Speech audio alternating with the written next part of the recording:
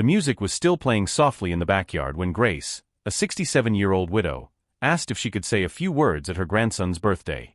Before anyone noticed, her daughter-in-law Emily leaned closer and whispered, "You're so boring. Your husband probably died just to escape you." Grace froze for a second, then calmly threw her glass of iced tea straight into Emily's face. Children gasped, parents stared, and the once happy birthday suddenly felt like a frozen picture. Her son, Mark, rushed over yelling, "Mom, apologize or you're out." But Grace only gave a small laugh and said, "Maybe everyone should hear the real reason she married you." The backyard fell into absolute silence as Emily stood there dripping, her perfect makeup melting down her cheeks. Grace kept her voice steady, saying, "Since Emily thinks I'm some confused old lady, I think it's time everyone learns the truth." Mark grabbed her arm again. "Mom, stop this. You're embarrassing us." But Grace shook him off gently. "Language, Mark. There are children here." Emily's voice cracked. "She attacked me. She's losing her mind." Grace only smiled because she knew she wasn't the one losing control, Emily was. And Grace had been preparing for this day for 6 long months. Grace turned to her grandson, Tim, who stared up in confusion, clutching his new baseball glove. "Grandma, what's happening?" he asked. Grace knelt and whispered, "Nothing you need to worry about, sweetheart. Go enjoy your new treehouse." When he ran off, Grace faced the adults again. "I used to run an accounting department for 35 years. I know a fraud when I see one." Emily stepped back, pale. "What truth? There's nothing to tell." Grace reached into her purse and pulled out her phone. "Should I start with the inheritance check you wanted to investigate, or the real reason you picked my son?" The birthday guests scattered nervously, leaving only Mark pacing and Emily hiding in the bathroom upstairs. Grace sat calmly on the porch swing while Tim kicked his soccer ball against the fence like nothing had happened. Mark finally walked back out. "Mom, you can't just accuse people without proof." Grace sipped a fresh glass of iced tea. "Accuse? I haven't accused her of anything yet." Mark rubbed his forehead. "You're not making sense. What investigator? What report?" Grace leaned forward. "Sit down, son. Let's talk. When Emily first met you, what did she say she did for work?" Mark frowned as he sat beside her. "She said she was between jobs, looking for something in marketing. Before that she cared for her elderly aunt in Florida." Grace nodded slowly. "All lies." Mark stared at her. "Mom, how do you know that?" Grace opened an email on her phone. "Because I hired a real investigator, Mark. And the woman you married never had an aunt in Florida, never worked in marketing, and never told you the truth about anything." The kitchen door opened upstairs, and they heard Emily whispering urgently on the phone. Grace smiled. "Interesting. Who do you think she's calling?" Grace stood from the swing and walked to the kitchen doorway just as Emily hurried downstairs with her phone still in her hand. Emily froze when she saw Grace looking at her. "Mark, your mother is confused again," Emily said quickly. "We need to call her doctor." Grace laughed softly. "Honey, the only person who needs medical help is you." Mark looked between them, confused and scared. "Mom, please stop talking like this." Grace folded her arms. "Should I tell him about the private report, Emily? Or would you like to explain how you researched our family before you married him?" A memory rose in Grace's mind, one she had been holding for months. It was a Wednesday morning in January when she arrived early to babysit Tim. Emily was supposed to be at yoga, but instead Grace found her in Mark's home office, digging through his filing cabinet. Emily jumped so hard she nearly dropped the folder in her hand. "Oh. Grace, I didn't hear you." Grace had stood in the doorway, keys still in her hand. "Looking for something, dear?" Emily smiled the fakest smile in the world. "Just tax papers. Mark needs them." But Grace already knew something was very wrong. After Emily rushed out that morning, Grace checked the cabinet herself. Every important document had been disturbed: insurance papers, account information, Mark's trust fund, even Grace's own will. That same afternoon, Grace called her lawyer, Mr. Benson. "Has anyone been asking about my legal documents?" she asked. There was a long pause before he replied, "Actually, yes. A woman called claiming to be your daughter-in-law. Grace felt her stomach twist. And what did she want? Mr. Benson sighed. She pushed very hard for information. I refused, of course. That moment told Grace everything she needed to know. Grace didn't stop there. She contacted her old friend Linda, who still worked at the bank where Grace kept her accounts. Linda, has anyone been asking questions about my finances? Grace asked quietly. Linda whispered back, yes, a young woman came in last month pretending to help you with your confusion. Grace's heart dropped. What did she know? Linda replied, too much, Maggie. She even knew about your safe deposit box. After the call, Grace sat alone in her kitchen staring at the wall until she finally said aloud, it's time to find out who this woman truly is. The next week, Grace met with a private investigator named Sandra Hill, a sharp woman in her 50s. Sandra listened without interrupting as Grace explained everything: Emily's lies, the strange behavior, the invasion of private documents. When Grace finished, Sandra leaned back in her chair. Mrs. Parker, she said gently, if your daughter-in-law is after money, we can stop her. But if she's something else, then this may be bigger than you think. Grace nodded slowly. I want the truth. All of it. Sandra opened a new file.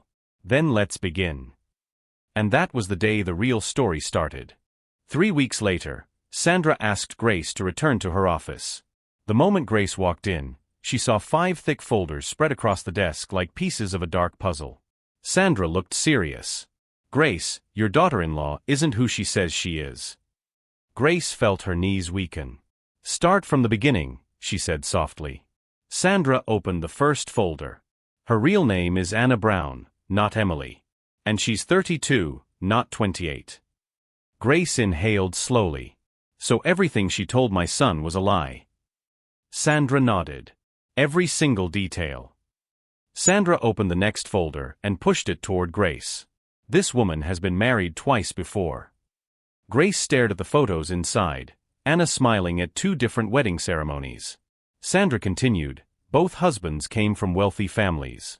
Both had elderly parents with large estates. And both of those elderly parents died within months. Grace's heart thudded painfully. Are you saying she harmed them? Sandra leaned forward.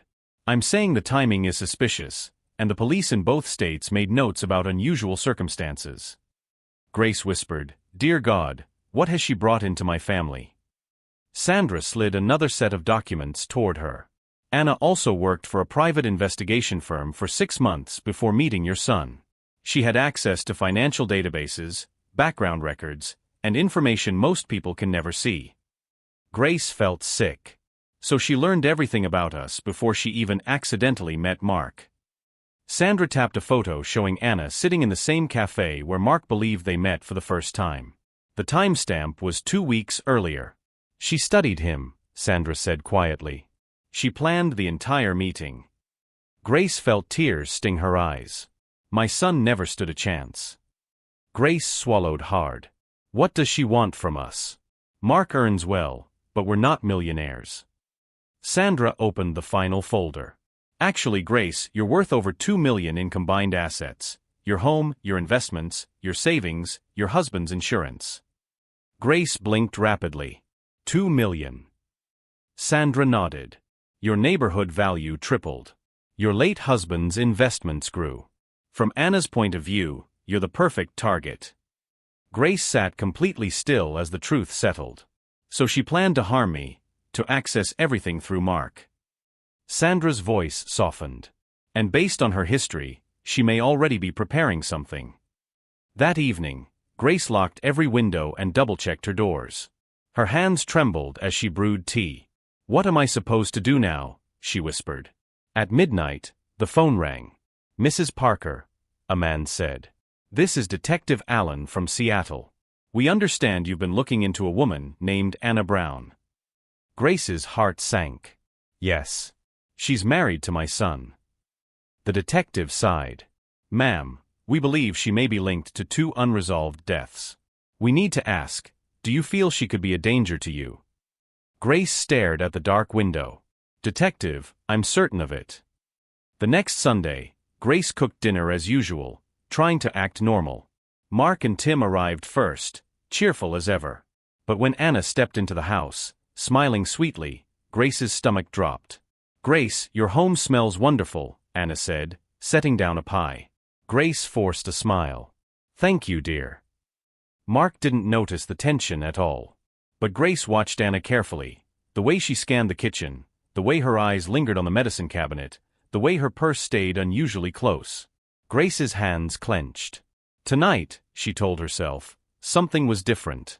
Something was coming. When Mark went to tuck Tim in and change his shirt, Grace found herself alone with Anna in the kitchen. The silence felt sharp as a knife. Anna suddenly spoke. "You know, Grace, you've seemed nervous lately." Grace kept stirring the potatoes. "Do I?" "Yes," Anna said softly. "And I'm worried about you." Grace turned slowly. "Worried enough to call my lawyer pretending to be me?" Anna's smile froze. "I don't know what you're talking about." Grace stepped closer. "Worried enough to go through my bank records? My will? My medical information?" The mask slipped.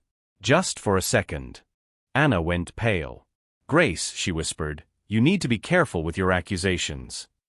Grace shook her head. "I'm not accusing you.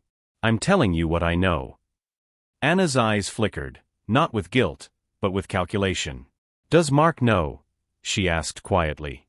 Grace replied, "Not yet. But he will." Anna stepped closer, lowering her voice. "You don't want to do that." Grace met her cold eyes. "Why?" "Because it ruins your plan." Anna's lips twitched into a thin smile. "It ruins everything." Grace felt a strange calm settle over her. "Good," she said. "Then you understand what happens next." That night, after everyone left, Grace called Detective Allen. "She knows," Grace said shakily. "I confronted her." The detective swore under his breath. "Mrs. Parker, you should not have done that. Women like her don't stop when cornered, they become dangerous." Grace sat at the table, staring at the untouched pie Anna had left behind. "Detective, what do I do now?" He replied, "We're opening a case. But we need one thing, proof of intent. If she plans to harm you, or if she confesses, we can intervene before anything happens." Grace whispered, "She won't confess easily." The detective replied, "Then stay alert." Grace lay awake until dawn thinking about her son. "Mark will lose everything if I don't handle this right," she murmured. She needed a plan, one that protected Tim, protected Mark, and exposed Anna before anyone got hurt. The detective's words echoed in her mind. Proof of intent. Grace pulled out her notebook and began writing. Dates, conversations, strange behaviors. She drew a line under the last note and whispered, "If she wants a final move, then I'll be there waiting." From that moment forward, Grace knew she was no longer just surviving. She was preparing for the endgame. 2 days later, Grace decided to visit Mark unannounced. When she rang the doorbell, she heard low voices inside, Anna whispering urgently, Mark sounding confused. When the door opened, Anna smiled too quickly. "Grace. What a surprise." Mark looked tired, almost drained. "Mom, everything okay?" Grace stepped inside quietly. "I just came to bring Tim some cookies." Anna folded her arms. "That's very sweet of you." But her eyes said something else, something sharp, something watchful. Grace felt it instantly. Anna was no longer hiding, she was preparing. That evening, Mark pulled Grace aside in the hallway. "Mom, did you say something strange to Anna? She thinks you might be overwhelmed." Grace placed her hand on his arm. "Mark, listen to me carefully. Has she mentioned anything about my health?" Mark nodded slowly. "She said she's worried you might be forgetting things, maybe mixing up events." Grace closed her eyes. "That's what she told the bank, the lawyer, everyone." Mark frowned. "Mom, why would she do that?" Grace looked at her son's innocent confusion and whispered, "Because she needs me to look weak before she makes her next move." Later that night, Grace returned home and found a letter slipped under her door. No stamp. No handwriting. Just one typed sentence, "Stop digging or your family pays for it." Grace felt her heart stutter. She picked up the phone immediately. "Detective Allen," she threatened me. He asked her to read it aloud. When she finished, he said, "This is exactly what we need, but it's also a warning. You need to be extremely careful." Grace whispered, "Detective, what if she tries something soon?" He replied, "Based on everything, she already has a plan. We need to stay one step ahead." Grace spent the next morning organizing her documents: new will, new bank accounts, new emergency contacts. She placed copies in a metal box and hid it in her neighbor Linda's basement. "If anything happens, open this box," Grace told her. Linda grabbed her shoulders. "Grace, don't talk like that." Grace smiled weakly. "I have to." Before leaving, she checked her phone. A message flashed across the screen: "Sunday dinner. Don't cancel." Anna Grace felt cold all over. Anna never texted her before. The tone wasn't polite, it was a command. A signal. The endgame was officially beginning. That evening, Grace met Detective Allen at the station. He spread out photos, files, and Anna's history across the table. "Grace, she matches patterns of a serial offender. When threatened, she becomes unpredictable." Grace nodded. "So what do I do?" The detective leaned forward. "We intercept her at Sunday dinner. We'll have units outside. We need her to incriminate herself or show clear intent." Grace felt her throat tighten. "You want me to face her alone?" "Not alone," the detective said. "But you must stay calm. The way she speaks, acts, or reacts may give us what we need." Grace whispered, "I can do that."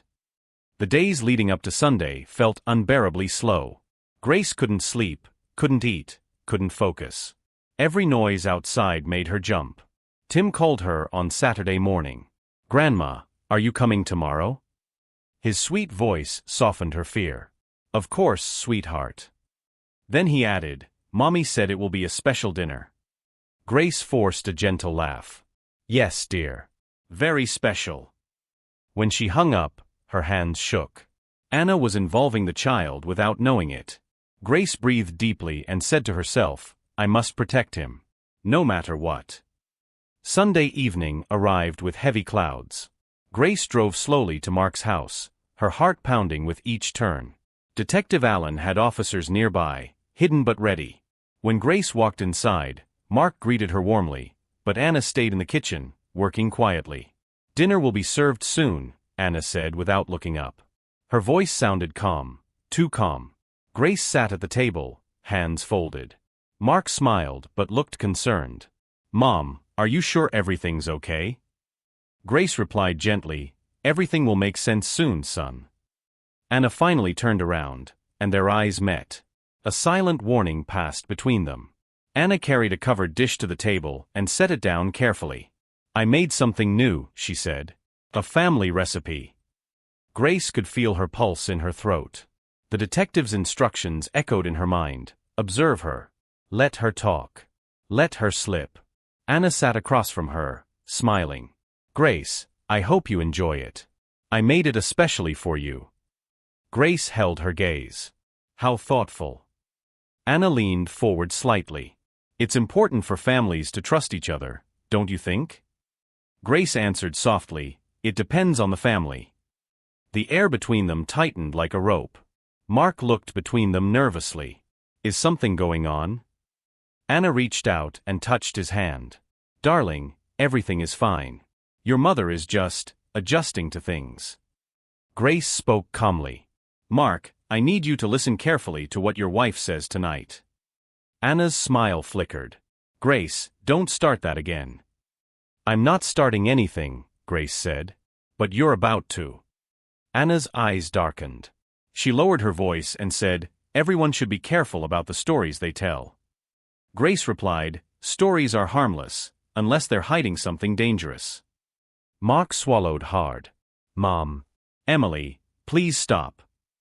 A quiet fell over the table as Anna lifted the lid from the dish. Steam rose into the air. "Why don't you take the first bite, Grace?" she asked softly. "You deserve it." Grace folded her hands in her lap. "Thank you, dear, but I'm waiting for Mark. We always start together."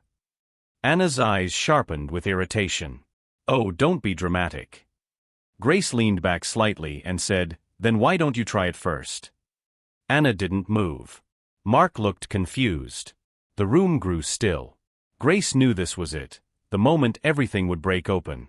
And whether Anna attacked or confessed, the truth was about to appear.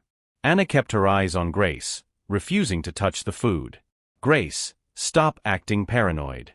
It's embarrassing." Grace stayed calm. "I'm only asking you to taste your own recipe." Mark looked from one woman to the other, confused and frightened. "Emily." "Grace, what's going on?" Anna gave a thin smile. "Your mother is imagining danger where there is none." Grace answered, "Then prove it." One bite. The silence that followed was heavy and revealing. Anna's fingers tightened around her fork.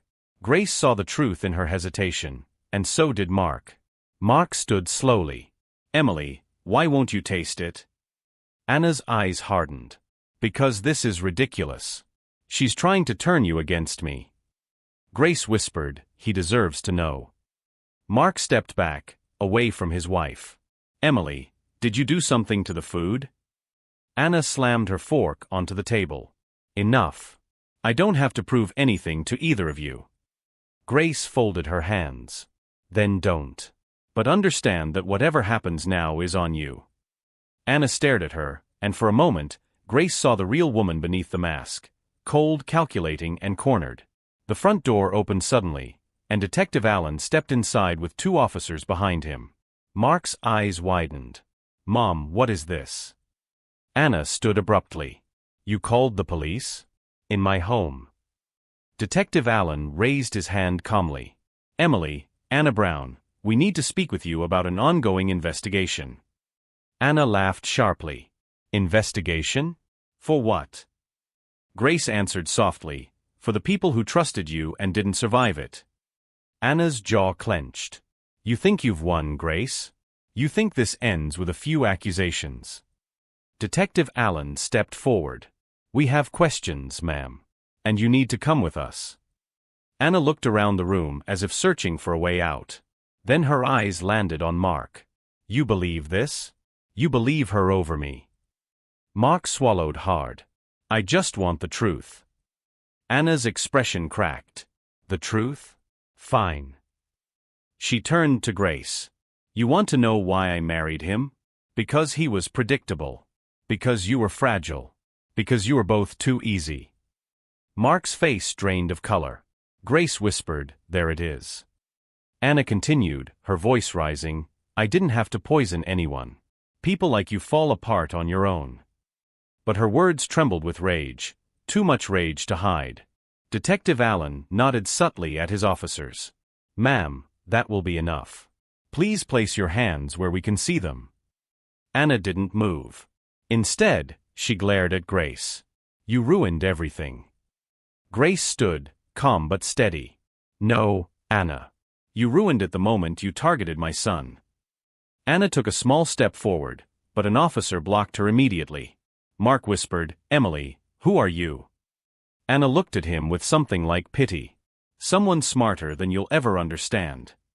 Detective Allen spoke more firmly. "Anna Brown, you are being detained for questioning." And just like that, the mask fell completely. As the officers led Anna toward the door, she twisted her head back toward Grace. "This isn't over." Grace replied softly, "For us it is." Mark stood frozen, unable to move or speak. When the door finally closed behind the officers, the room felt strangely quiet, too quiet. Grace touched Mark's arm. "Son. I'm so sorry." Mark sat down heavily at the table. "Mom, how long did you know?" Grace pulled out the notebook she'd kept for months. Long enough to understand she wasn't who she claimed to be. And long enough to save you. Mark stared at the cold dinner. "I can't believe this." Grace moved around the table and wrapped her arms around her son. "Mark, listen to me. None of this was your fault. She fooled everyone." Tears formed in Mark's eyes. "I brought her into our home. I let her near Tim." Grace shook her head gently. "You loved her honestly. That's not a crime." Just then, her phone buzzed. It was Detective Allen from outside. Mrs. Parker, we found substances in her bag matching materials linked to previous cases. You did the right thing. Grace closed her eyes in relief. Thank you, Detective. When she hung up, she whispered, It's finally over. The next morning, Mark brought Tim to Grace's house. The boy ran into her kitchen, laughing like nothing had happened. Grace smiled softly. Morning, sweetheart. Tim climbed onto a chair. Daddy says Mommy won't be home for a long time. Grace exchanged a look with Mark. He sat down slowly. Mom, how do I explain this to him? Grace took his hand. One day at a time. And with honesty. Mark nodded, exhausted but calmer. Thank you for saving us. Grace squeezed his hand. I'll always protect my family. For the first time in months, she felt her heart settle. A week later, Detective Allen visited them with an update. Anna is facing multiple charges: fraud, attempted harm, and connection to old investigations. Mark exhaled shakily. So she can't come back? No, the detective said gently. She won't be able to hurt anyone again.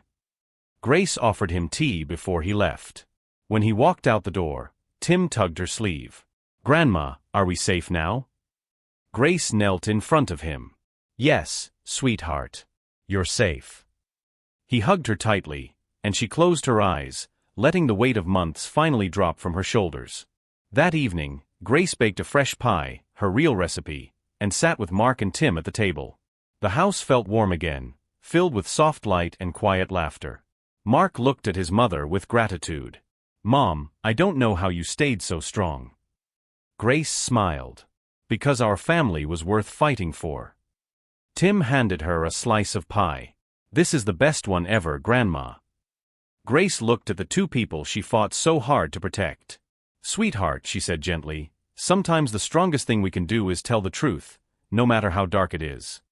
And that night, for the first time in a long time, they all slept peacefully. If you enjoyed this story, don't forget to like the video, subscribe to the channel, and tell me your thoughts in the comments below. I love reading your reactions.